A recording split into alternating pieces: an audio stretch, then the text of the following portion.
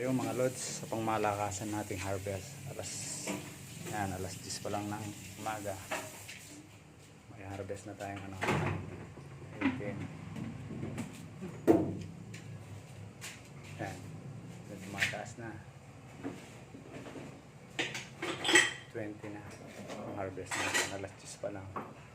Try natin maglagay ng watt meter. Ayan, may load tayo na 50 watts na electric fan. Try natin kung ilang watts yung rice cooker. Yan, yan. Sasaksak muna natin, pero hindi pa natin iwan. Saksak pa lang ito. Rice cooker din. Yan. Ayun. Saksak pa lang yan. Hindi pa naka-on. Silakas na siya ng isang electric fan. Ayan. Hindi pa siya naka-on. Ayan.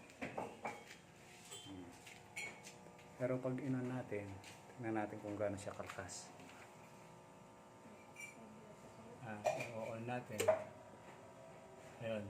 Sabi ikot ng pan ng inverter. Ayan. 500 watts tsaka isang electric fan. Alas 10 pa lang ng umaga. Pero yung harvest natin malupit.